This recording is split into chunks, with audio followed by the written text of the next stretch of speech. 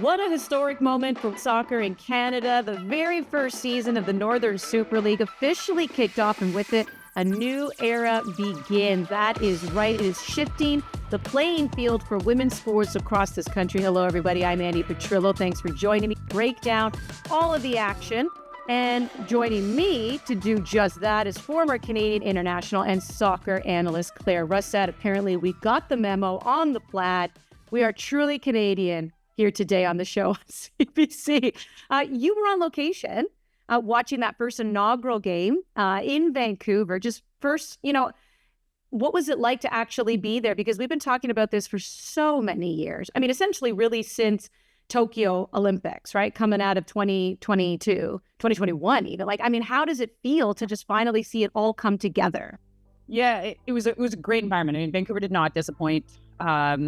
Charged would probably be the word I would use for it. Everyone seemed very excited to be there, but also kind of, and I said this in the pregame, and it's how I felt relieved that this was finally happening. And Amy and I have talked a lot about this over the last months to years. I mean, if you remember back in the 2023 World Cup, Canada was one of two teams that didn't have a domestic league. It's so crucial for development. It's so crucial to bring a spotlight onto women's soccer locally. It's crucial for player development from an elite level.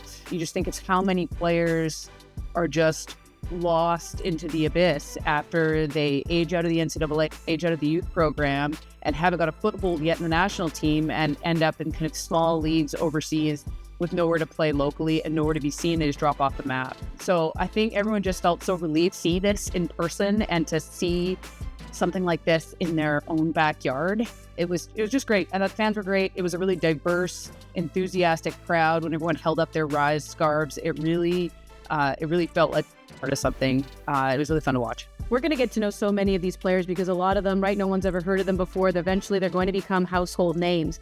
But what did it mean to see someone who's already a household name, has represented Canada on the international stage, has won Olympic medals, including gold, and that would be Quinn, getting the first ever goal in NSL history. I mean, just how fitting was that for even just the casual fan who's like, I may not know these players, but I know who Quinn is.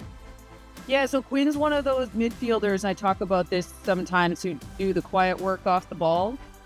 So a lot of it's about covering a lot of ground defensively, positioning themselves in the right spot in order to be effective defensively and distribute the ball. And you don't see that work. That isn't flashy work, and it often goes unnoticed. So it felt great that Quinn had this moment.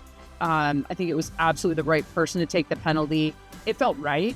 And I think it really goes to show that visibility and inclusivity matter. And I really do hope that a safe and inclusive environment. Everyone's always talking about how it's so great. We can take everyone can take their daughters out to watch professional women's sports, but take your sons too. Take everybody. This should be a place where families can go, where couples can go, where boys can go, where girls can go, where anybody can go. Anybody wants to play the game.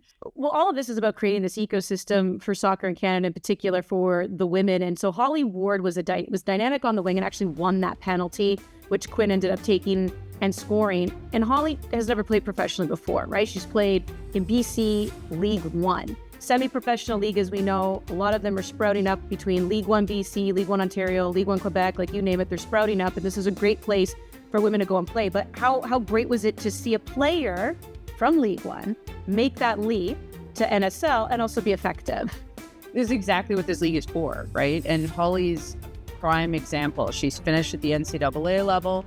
She has now aged out of the under-20 national team program, and would be a classic example of somebody who would go overseas to a league without the clout and just drop off the radar of national team coaches. And now she gets to play in Canada, where she is constantly on the radar of the national team and in a high-level environment. It's exactly what this league was made for. She was relentless in that match down the left flank. I think the combination between her and Spencer was great and was really emblematic of the feeling that I got from really both games, both of those first two games over that weekend, was this drive to go forward, this drive to attack, this drive to make every touch a positive touch. And she was kind of the pinnacle of that for both of the two games over the weekend. It was really exciting to see. All right, well, let's go to the second game. So we know that Vancouver-Calgary game played at BC Place, sold out, over 14,000. Fantastic. Second game now, you have AFC Toronto, who's hosting Montreal. BMO Field, once again, sold out at over 14,000, so hitting capacity for what the NSL was expecting. Emma Regan, Canadian international, who's really making a name for herself now on the national team, especially under Casey Stoney, captain of AFC. Let's begin with the home side. They don't get the victory on the day, but what did you make of AFC Toronto? They definitely grew into that match. They were very disorganized early on, obviously, given that they got scored on in the first minute. That lasted. They were disorganized for most of the first half, or at least a good half of the first half, but grew into the game. And once they became more organized defensively, they became more organized offensively. I liked Emma Regan in the midfield. I like that she's willing to have a go at goal. Slots balls in behind. Small was great at that too. Just kind of crafty little tactical and technical plays. Unfortunately, they weren't able to capitalize on their chances. It comes down to timing, right? And there were they had some great chances that just like the timing just wasn't quite there. And I think that's something that, again, will come with time. And they certainly do have the offensive tools to make it work. Well, how much credit do you also give Montreal? Because as you mentioned, they score right out of the gate, right? Like second minute into the game, but they held on. So how did they play that allowed them to get that early goal, but then maintain the lead? Yeah, the front three was great in the first half. The entire team kind of quieted down and went into defensive mode for most of the second half and really didn't threaten as much. But in the first half, that combination between Sohin, Abdu, and Boychuk up front worked. Again, I even think, as I talked about with Calgary and Savitsky and O'Neill in the midfield, I think with Montreal, that front three can play more as a unit. And that front three, when they start to play off of each other, at times they were running into each other's spaces. And so the timing of those runs and how they interact with each other up front will make them more threatening consistently. But they did well to hang on defensively, especially as Toronto grew into the game. That is very well said, Claire. I know we're going to be checking in with you throughout the season. Enjoy the season, and we'll catch up with you another time. No. All right, now it is time for a very special guest to join us. It is so great joining me now, Tanya Boychuk of Montreal. Thanks for taking the time. And I mean, now I've been asking players for so long, are you envisioning what it's going to feel like when you step out onto the pitch? Can you imagine what it's going to feel like when you step out onto the pitch? And now that you finally did it, that first game there against AFC Toronto, how did it feel? Crazy. It was crazy. Obviously, we knew it was going to be a packed up stadium, over 14,000 fans, but during warm-up, people were trickling in, but up until we were walking out through the tunnel and you could just hear the crowd roaring.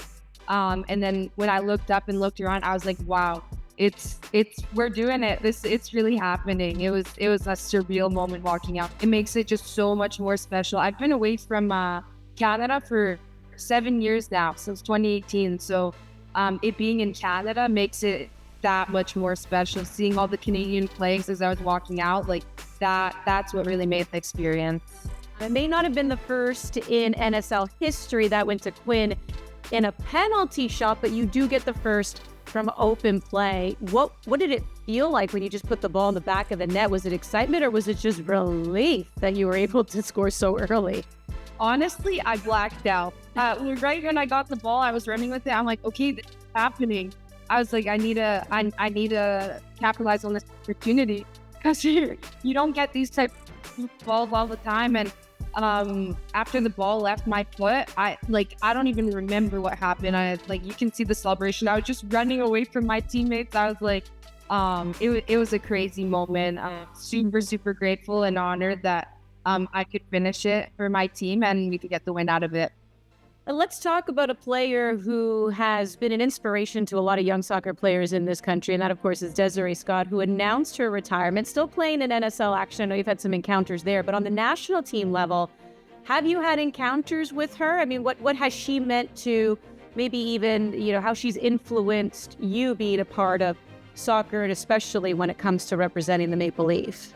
Yeah, so I was at a camp a couple years back, a senior national team camp, and she was there, and she was one of the players that every time she walks into a room, it's just vibrant. She really lifts up the room on and off the pitch. And then also we had a little NSL gathering a couple of weeks back, and she's just a great leader. I think a lot of girls will follow her footsteps, and I think it's really exciting. And yeah, I'm excited to play against her and just look up to her throughout the season as well. Doesn't mean you're going to take it easy on her though, right? Of course not. No. On the pitch, it's a different story. I guess you're going to have to stay tuned and watch. That's what makes it exciting. Tanya, you've been an absolute pleasure to talk to. Thanks so much for taking the time. Thank you so much for having me. We'll have more NSL action for you this weekend. On Saturday, Halifax Tides FC host Calgary Wild at 5 p.m. ET. Then on Sunday, it's a doubleheader. Ottawa Rapid take on AFC Toronto at 1 p.m. And right after that, Vancouver faces Montreal at 3 p.m. Eastern. You can catch that one live on CBC Gem. Thanks for joining us, and we'll see you next week where we break down all the key storylines in Canadian soccer.